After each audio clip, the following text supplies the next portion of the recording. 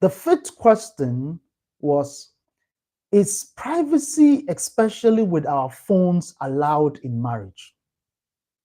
Is it okay for me to periodically check my wife's phone? This is a matter that is always asked over and over and over. It is important to know that what we are discussing is a marriage that where God is the center of the marriage. There are so many marriages where they do their own thing and they think it works for them, and we cannot vouch for some of the things they do, but we at Happily Married for Life are guiding marriages along God's word, marriages along the principles of God. Privacy is not allowed in a happy Christian home. The two of you are on a lifelong journey, a lifelong journey. And so it is necessary that both of you understand what is happening in each other's lives. And so there shouldn't be anything to hide. There shouldn't be anything to hide. There shouldn't be any privacy in marriage, in a Christian home. Like I said, Genesis chapter 2, verse 25 tells us that the two of them were naked and they were not ashamed. If what the society, or we are told in biology, as private parts, you are exposing it to each other. Privacy has no place in a marriage. In a marriage that with God as the center of the marriage. So nobody, no spouse should propose that stay off my phone necessarily. Anytime a spouse proposes that stay off my phone, there is a cause to be concerned. What are you trying to hide? I am on a lifelong journey with you. We are on forever. So what are we trying to hide from each other? So that is the important thing, that there is no privacy in marriage. Nobody should propose that don't touch my phone, don't come close to, don't touch my phone. When there is that proposal, when there is that command, there is a cause for alarm. Because there's nothing to hide. If you are open, if you are transparent, and you're not doing anything that is negative, you are not concerned about having your phone open. And if you are doing anything that you think that when your spouse sees, you have a difficulty explaining it, then stop. Stop that thing that you think that when you do, you would have a difficulty explaining. So it is necessary that you stop it and rather be transparent.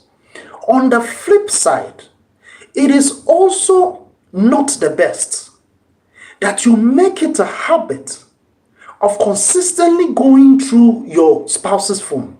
Because what is your motivation? Your motivation is that something is going on.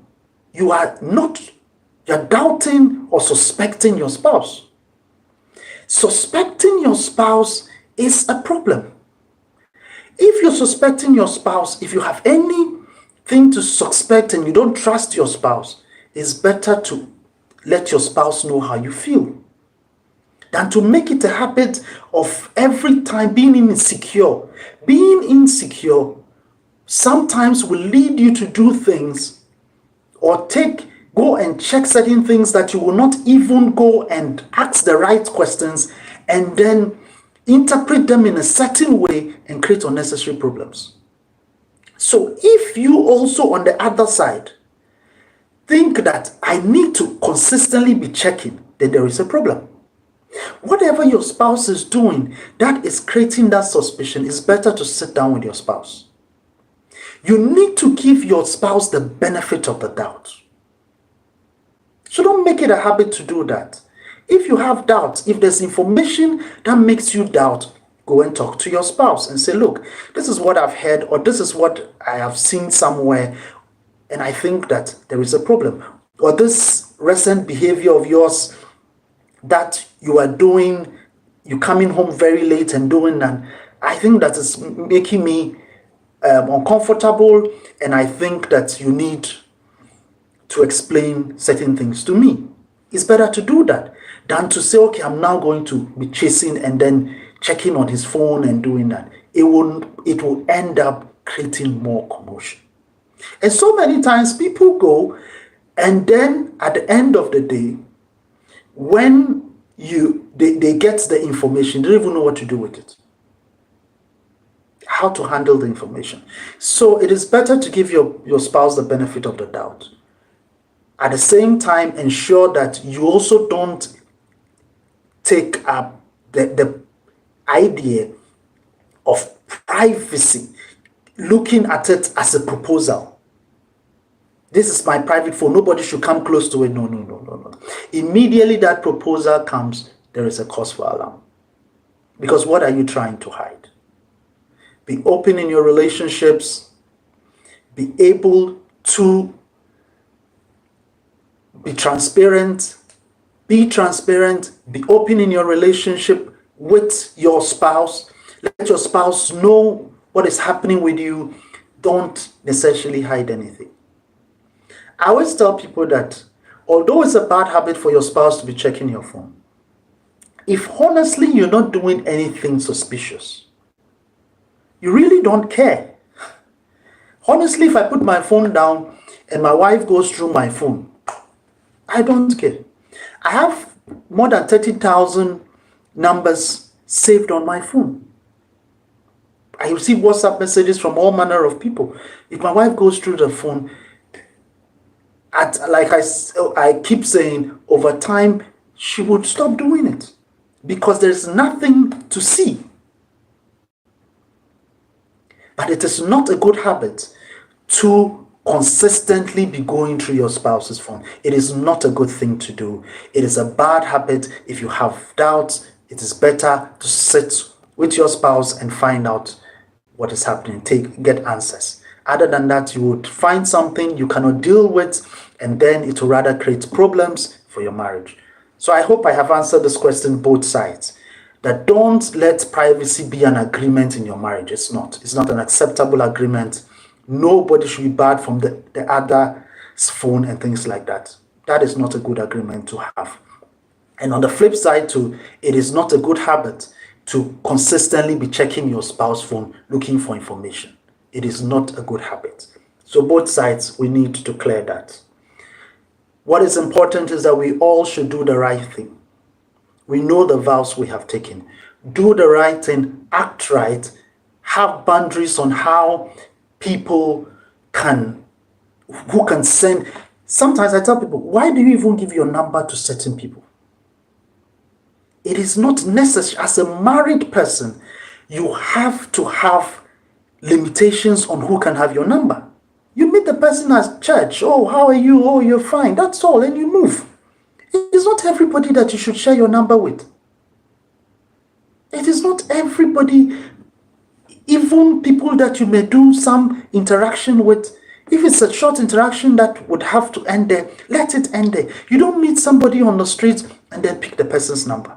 If you keep doing that, you're going to create problems for yourself. It is something that will end up becoming a problem for you. You should not just be giving your number all over the place and taking people's numbers and chatting them. That's not what a married person should be doing. Number 6, my husband is an immature man. He always listens to what his sister tells him. How do you live with such a man? Okay. I do not agree in the first place that the fact that he listens to somebody else makes him an immature man. I think that that's a conclusion you're rushing to. And I always tell people that when name calling comes in and you start using demeaning things towards your spouse, most of the time you don't find a solution in your issue. Don't call your spouse names just because he's doing something. Deal with what your spouse is doing. And don't be in a hurry to call your spouse name. So listening to others necessarily does not mean the person is immature. We all listen to others. All of you who are here are listening to me. We all listen to people. Bible tells us that in the abundance of counselors, there is safety. So listening to people as advice is not anything wrong. It doesn't mean that you are immature. It doesn't mean that you are not enlightened enough. It doesn't mean that you are less of a person. We all learn from others, and it is a good thing to learn from others. It is a great thing to learn from others. Because you're not in this world alone. The challenges that you face are not only, you're not the only person who is facing those challenges. And so it's important that you listen to other people. Sometimes you would go to Facebook, go to social media, you read some of these things from right places. Sometimes you listen to very good preachers, counselors. You learn a lot of things about different fields. Learn is good. Learning is good. Good knowledge saves, as I always say. Good knowledge can save you in the time when a challenge comes. So learning is good, and listening to people is generally good. The challenge is that when it comes to decision making, the decision should be made by the two of you. It doesn't matter who fed the other person the information. It doesn't matter who fed the other person the information. What is important is that the two of you should make the decision. And so the two of you need to sit down with all your views, your opinion. Why should the room be blue? The room should be blue because of this, and that. Okay, I also want it to be pink because of this, and that. And the two of you come together and find a consensus. That is how you make decisions. The fact that somebody told that, oh, blue will look better, it will do this, it doesn't mean that is the person making the decision. The decision should be made by the two of you. Also, what is important is that when you make that decision, one person should not change the decision without coming back with a superior argument to convince the other. So if we agree that the room should be blue, and we all agree, okay, let's make it blue. You don't go out and buy a red paint and come and paint the room. If you do that, you are creating challenges in the marriage. And that is going to be a problem. So immediately you agree that you're going to do blue, then both of you must be bound by that decision. And that is where when a family member or somebody becomes the one who says, let's go and do it, it becomes a problem. Because that change should be a discussion that should be made again. But listening to people outside and taking advice, as I said, just advice. It is not a command. People can advise you, but you should make the final decision. The two of you as a couple should make the final decision, because whatever happens, it is on the two of you. You are the ones on a journey, a lifelong journey together. And so whatever is going to be the result of that decision, whether good, whether bad, it will be most importantly on the two of you. So do not let somebody be treating you as puppets and moving you around. No, that is an immature way. And that one we will agree that you're not acting maturely. You need to make the decisions yourself. The seventh question says, please, I'd like to ask a question. My fiancé and I are preparing towards our marriage ceremony. He thinks we should contribute to do everything, including purchasing the ring. Please, is it okay to contribute towards the items on the list together? Like I said in the first question on traditional and financial support on traditional and conventional, traditionally, we know that in our traditions, in most of us, our traditions, particularly in those in Africa, a man marries a woman. And so the man has to show that he has the capacity to marry and take care of a woman. So traditionally, that is the general rule, that a man has to be able to take on the responsibility of marrying the woman, key things like the ring, like the dowry, important things. That's why we have bride price and we don't have groom price. So it's important that the man is able to show that he has the capacity to run a home, because what is important is that just when you come together, the same month you can even get pregnant and children will come in and more responsibilities will come. So the essence is to show that he has the capacity to take care of other people. Yes, that is the traditional thing that should be done. And in all cases, a man should lead the process of getting married, because a man is the head of the home. He should show commitment by leading the process of getting the things. But there's nothing wrong with you supporting. If you are also working and you have some income and a part of it you think you can help for the wedding, there is nothing wrong. Unless you think that he will take advantage of that and say you married him. That is, unless you think you're dealing with an immature person. But if you are dealing with a mature person, also contributing to help have a wedding that the two of you will be happy about and start life together, there's nothing wrong with it. But I expect the man to show that he has the capacity to do it, and he should take the lead. Then the woman, based on your income, you can support and contribute where necessary. So that's how we would go about that. That yes, the man should take the lead. He is the one who is going to marry you, as our tradition requires. This is traditional. This is not about a religion. This is traditional. Traditionally, a man marries a woman in most of our cultures. So as he is marrying you, he needs to take the lead in getting most of the things for the marriage. But if you can support, if you have something that can be added, something that you think you can support with, please go ahead and support. There's nothing wrong with supporting to ensure that the marriage ceremony is a beautiful one. But I want to say, generally, I have been concerned recently about the kind of cost that we put on ourselves when we are getting married. Please. I always say that the marriage ceremony should not represent more than 40% of your savings. So based on what you have, it should tell you the kind of ceremony to have. Because there are lots of things that come after getting married.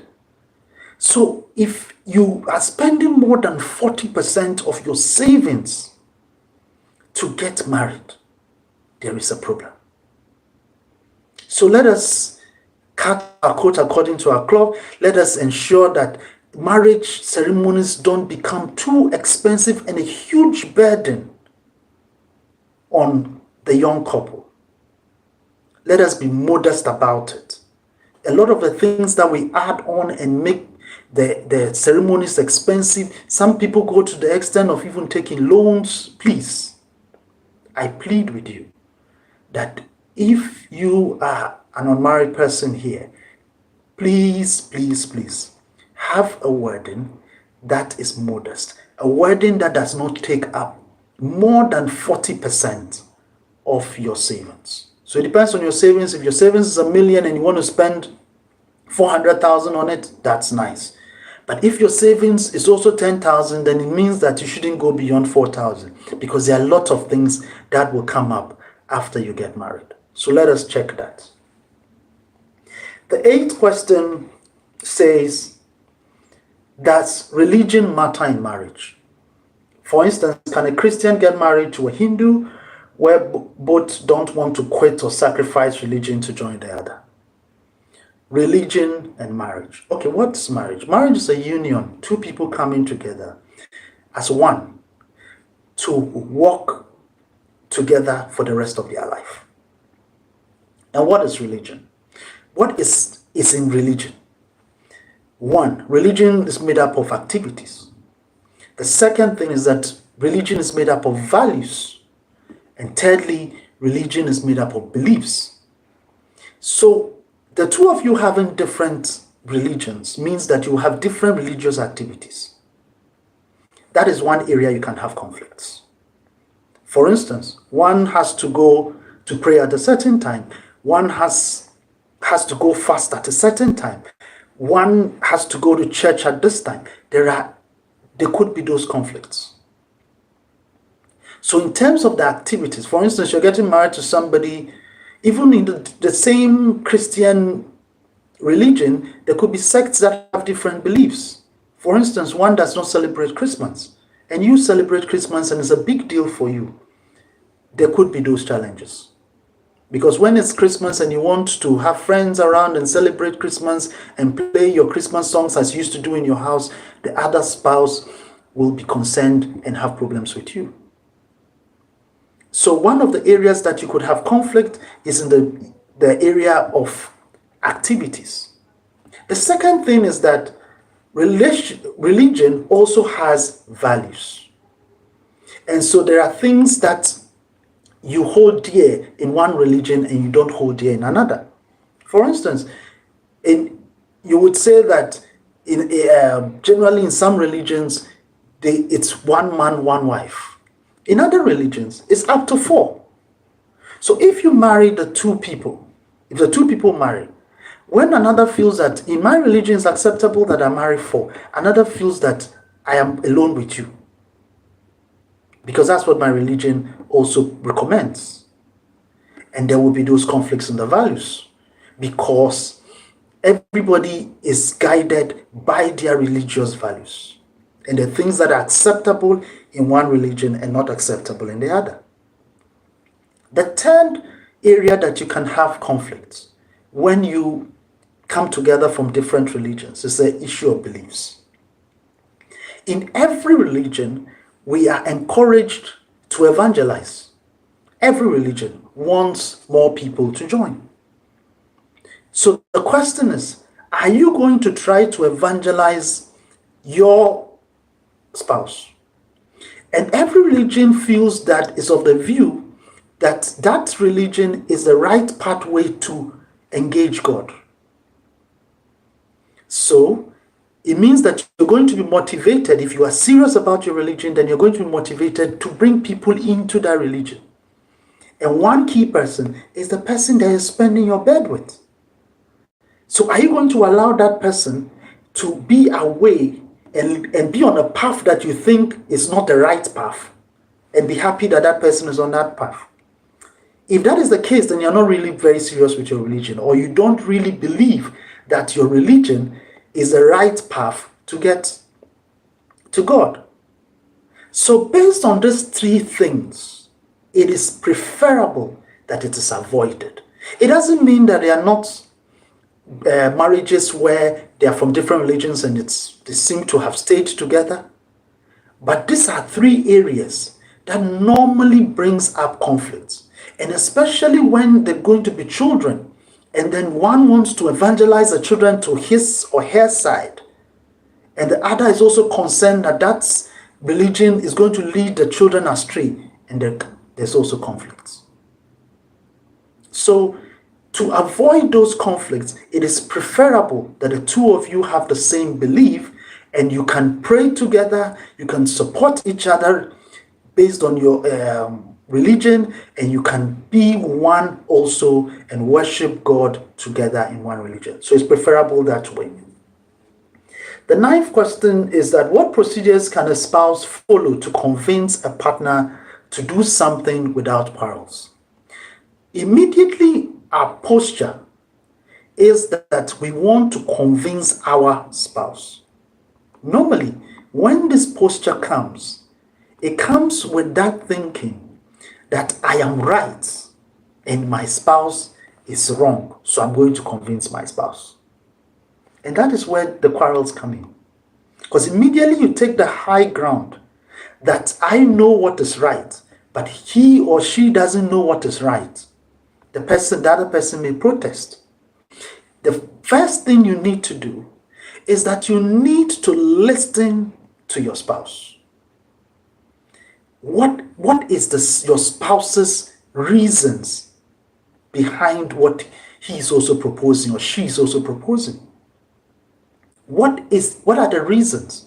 Why I'm saying that we should do A, B, C, D is because A, B, C, D will give us this result. The reason why I don't want us to invest in this particular thing is that there was a similar investment that went bad.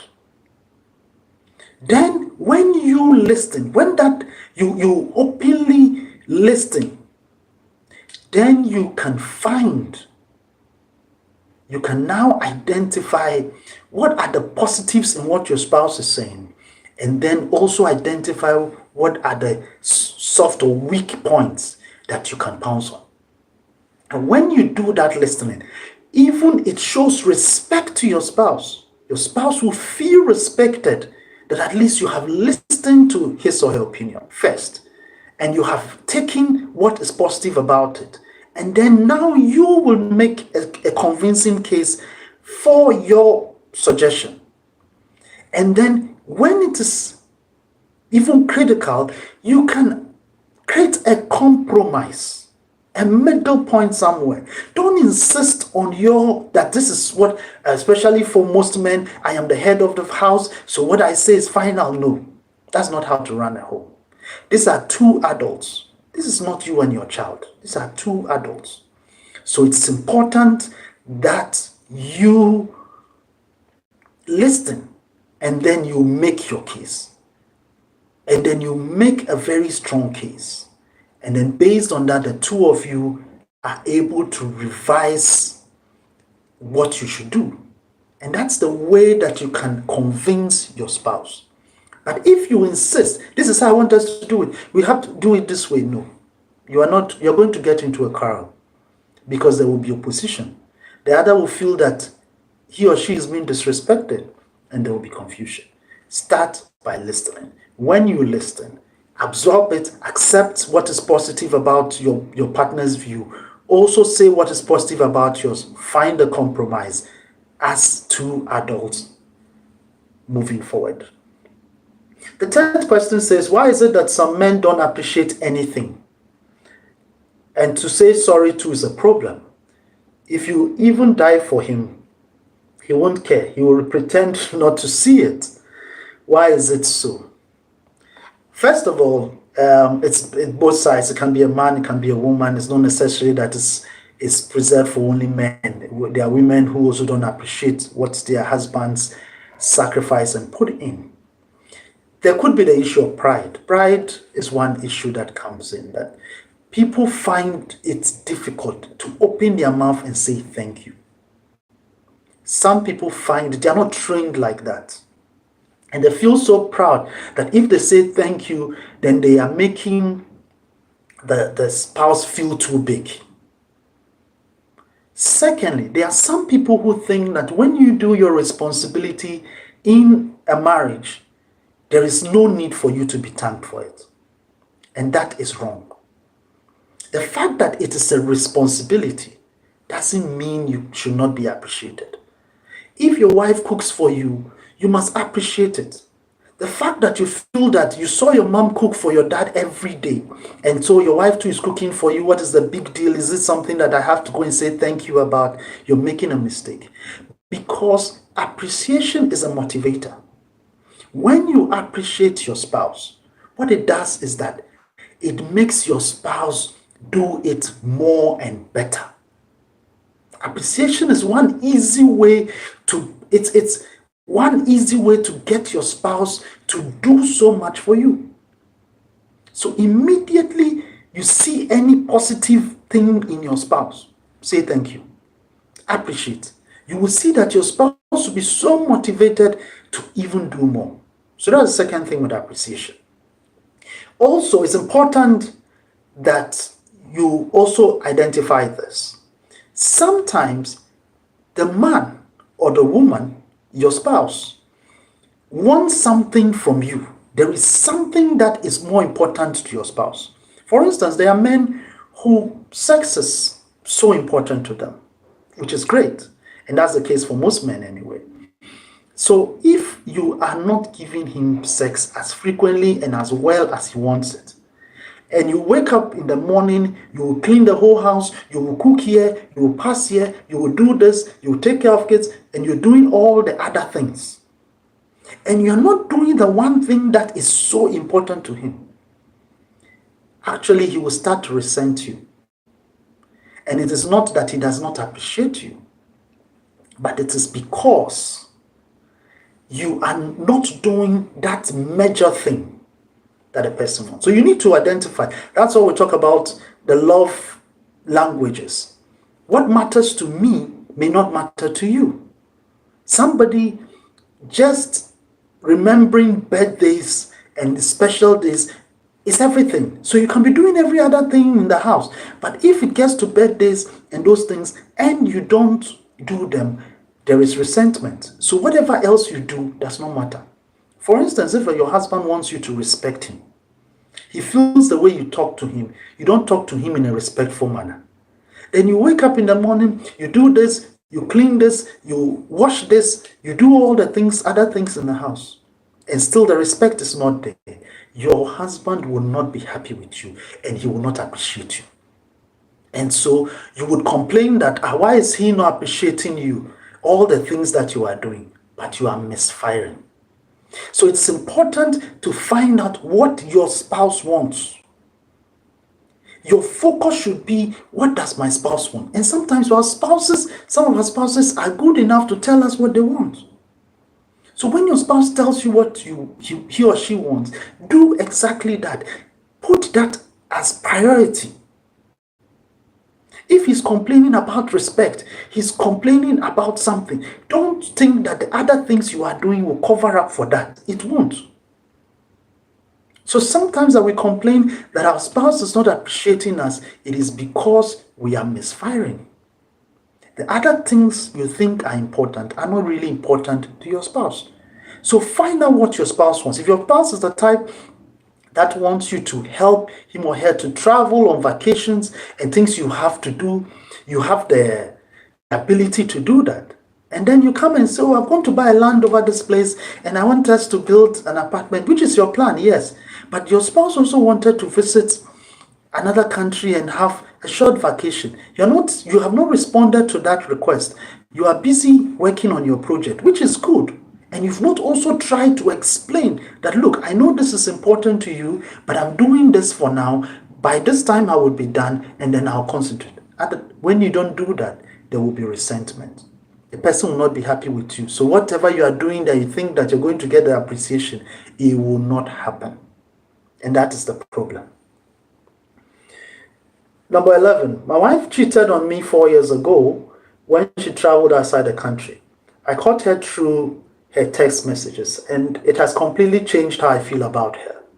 Although I did not divorce her, considering my kid to be affected, how can I heal from this issue? Sometimes it flashes back, and I don't wish to be with her, and I don't enjoy sex with her. The sad part is that she has never on a single occasion apologized.